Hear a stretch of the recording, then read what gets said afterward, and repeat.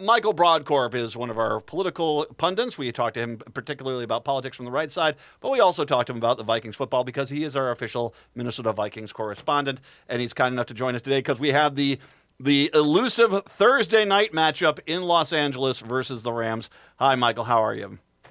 It's great to be here, Matt. How are you? I'm doing well. First of all, I should mention you. There's an event. Are you doing this event tonight with Yes. the Republicans for Harris event? Yep. I'm in Edina now. I'm going to be heading to an event this evening with former Congressman Joe Walsh and Tom Horner and I, hosting a group of Republicans and independents who are supporting Vice President Kamala Harris and Governor Tim Walz in this election. It's going to be a great event. I'm so excited about it. I talked to Walsh in during the DNC. He was out there, and I was doing some shows with the Chicago station out there, and he just happened to stop by and got to talk to him. And I actually got to ask him a few questions. That was an interesting conversation. And once again, I think we both can say, especially in the light of the last day's worth of news, I think we can all unify that Hitler was a bad guy, and if the guy there is saying Hitler did some good things, yeah, okay, we can all avoid that. That's for sure. Yeah. I've given some pretty consistent calm advice over the years that comparisons to Hitler are not good. No. And generally, that's been people comparing others to Hitler. But in this particular instance, according to General Kelly, the former president, Donald Trump, was saying positive things and good things about the Nazis and Hitler. That's a bad thing, too. And so any references to and allegiances to Nazis and Adolf Hitler are not good comparisons, and we shouldn't want that out of our elected officials. At the very least, you see, this is a unifying thing. I think. I think the most of us, yeah, deal breaker. And I Yes. look forward to having a day where we can all say, yeah, no matter what, okay, yeah, no, that's not good. And Yeah. hopefully that day is coming soon. All right, so I want to be honest with you about last week. I really was going back and forth on whether Detroit was going to beat us. I will say this: I knew it was going to be a close game, and I was very impressed with how the Vikes came back in that game. But the Vikings didn't win. That's our first loss of the season. Still very happy, 5-1. Question for you: considering the distance these guys are kicking field goals nowadays, would you have rolled our kicker out there to give it? Would have been, I think, with a 68-yard try or something like that? Yes, I think it would have been a bit longer, but I would have done it. You would have. Because that's yes, I would have at least tried to get the kick to have it happen because realistically, there just wasn't enough time in the play to do anything else, and so I would have tried it. I would have at least done it. I don't know what the downside would have been other than it's a ridiculous distance, but I would have done it. And it was the Vikings. Look, Matt, I was disappointed that the Vikings lost. I know you were disappointed, and Minnesotans are disappointed. For us to say that they're 5-1 after 6 games, we would have been streaking last season if somebody would have told us that the Vikings would have been 5-1 after 6 games. And so we need to be optimists and realists in saying this is a very good team Yes. that also lost to a very good Detroit team. And we need to look forward to week 18 when we're going to have an opportunity to go back against the Lions. I will say, too, we don't even have to go back to last season. You and I talked about the pundits and what they were saying at the beginning of the season. 2-4. We got a lot of wins against quality teams: the Packers, Houston, San Francisco. There's a lot of positivity here. The Rams. It's interesting. Cooper Kupp, who has been their super duper wide receiver, he is back now. And I don't know if the people who are saying this understand the role of a wide receiver, but they've got a lot of problems on that team. I don't think one wide receiver coming back is going to fix that suddenly. No, and I think the Vikings should win tonight. I think the Vikings should win tonight, and they should, and I hope that they do. And by the way, I'm not a big fan of Sunday, Thursday games. Yeah. I'm not a big fan of Thursday games. But it's going to be interesting, and I have full faith that the Vikings are going to be able to pull this out tonight. Have you watched the Thursday night team on Prime? It's amazing. Ugh. It's amazing. That's fun to watch. But I just I worry about the rest. How much time they have. But I have faith that the Vikings are going to win tonight. But it is fun. It is. I don't like it from a timing perspective, but the atmosphere of watching that game on TV, watching it on Amazon or wherever folks are watching it, but that's where the good show that you're talking about is on. That's pretty amazing to watch. Yeah. It's a lot of fun. I will say this: I'm as a fan of football, period, and you love football. I've one of the things that I'm a little annoyed by is on the Monday night that we just had, one of those games, I believe it was the Chargers-Arizona game, that was exclusively on a streaming service. You know, Okay. you build these leagues through the access of the fans to be able to watch these games. And one of the things I remember back in the 80s, there was these questions of whether or not having the games on every Sunday, was that going to lead to people not going to games? No, actually quite the opposite. It made it an event. It made it, this is the thing. You can be there live for the live show, but you don't have to necessarily go there if you can't afford it or if you don't have the time. You don't have to go do this. I say the same thing about the Minnesota United football, the soccer team. When they moved to that Apple TV, that's the games. I say, wait a second here.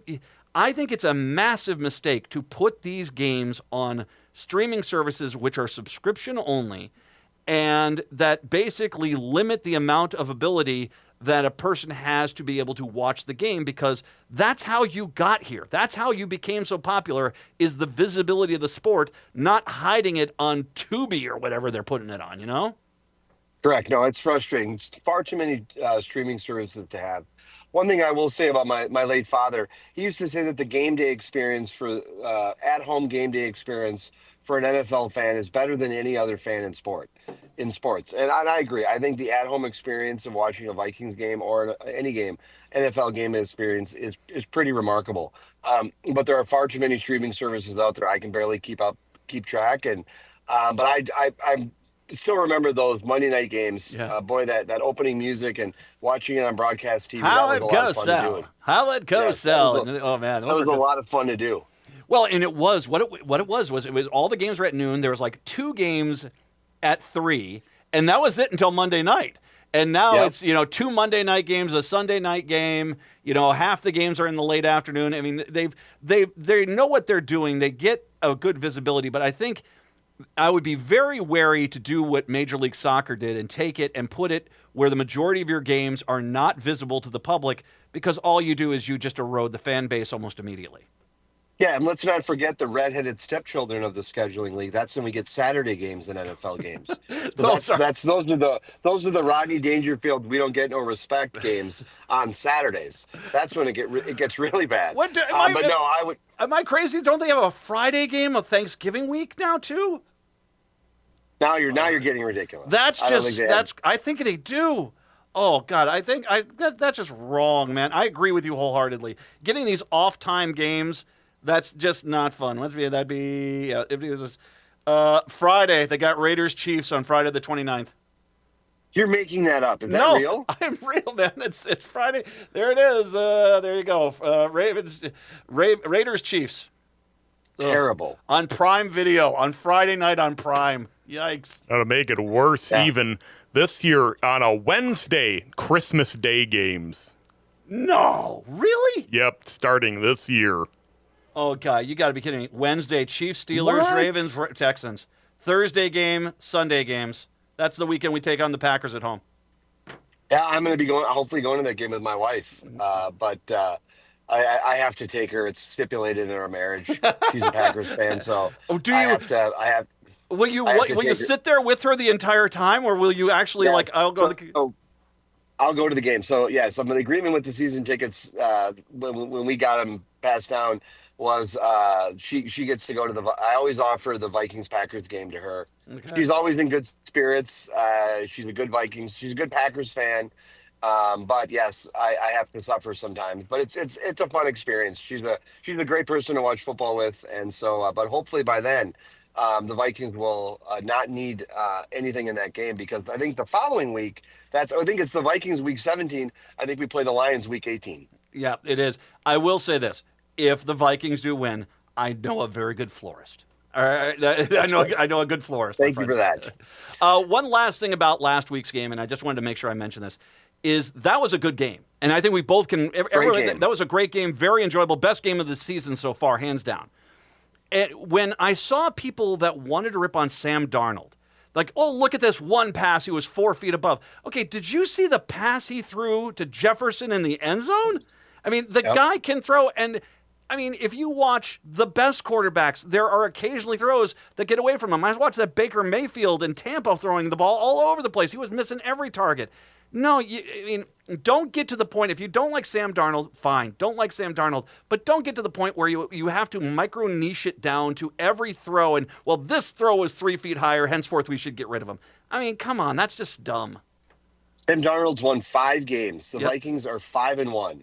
He's done far more good than bad. And Vikings fans just need to enjoy the place that they're at. There are how many other teams? There is only one undefeated team in the league.